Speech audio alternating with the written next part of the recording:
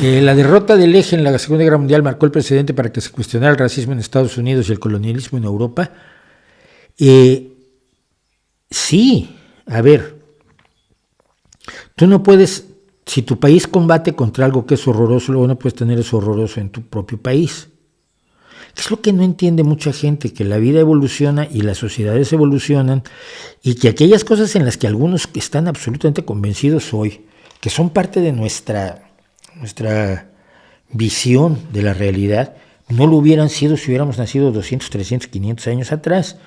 Nos habría parecido perfectamente normal una serie de cosas que hoy no nos parecen normales. Y no es que la moral sea relativa, es que no nos dábamos cuenta de que estaban mal las cosas, no nos dábamos cuenta que la esclavitud estaba mal. Pues sí, si San Pablo dice que los esclavos deben obedecer a sus amos y que los amos pues no deben ser demasiado brutales con los esclavos, pues ya palabra de Dios, ¿no?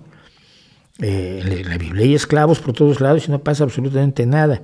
La mujer está sometida, pero la mujer estaba plenamente sometida, pues sí, y las mujeres estaban completamente de acuerdo. Casos como el de Mary Shelley y Mary Wollstonecraft, cuya familia en general fue pionera del feminismo y del sufragismo, pues eran extraños, eran raros. Entonces, no nos damos cuenta que sí, cuando dices estamos en contra de todas las invasiones de Japón o de Alemania, que ocuparon buena parte de Asia y buena parte de Europa, pues vale, pero entonces ya nosotros no deberíamos hacer lo mismo y no debemos apoderarnos de tierras, ¿vale?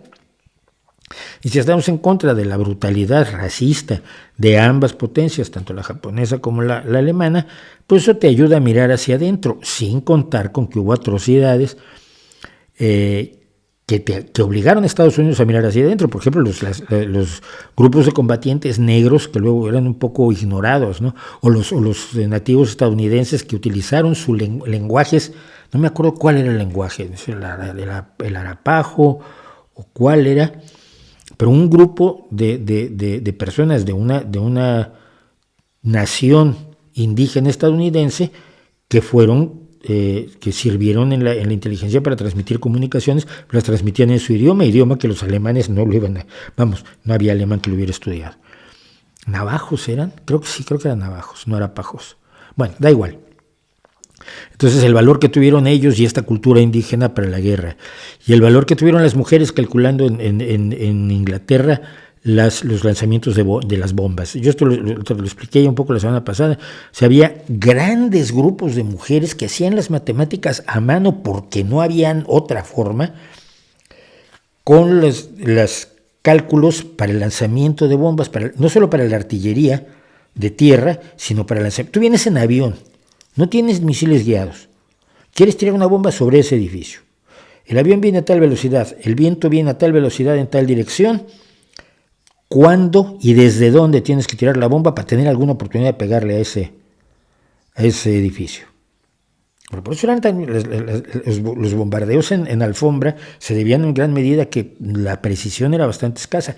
Bueno, los cálculos que llevaban los responsables de la artillería en los aviones se habían hecho las mujeres en la Segunda Guerra Mundial. Las mujeres en Estados Unidos habían trabajado en las fábricas ocupando el espacio de los hombres que se habían ido a la guerra. También muchos mexicanos, a través del primer programa de braceros, fueron a Estados Unidos a ocupar esos lugares que estaban ocupando aquellos que se habían ido a la guerra. Todo eso, y luego está el problema de que a los estadounidenses de origen japonés, que se les encerró en un campo de prisioneros por miedo a que fueran desleales debido a su identidad racial o étnica.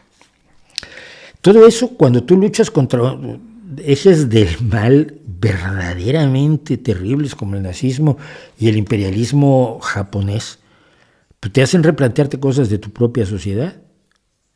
Por supuesto, yo creo que ahí hay algo de realidad.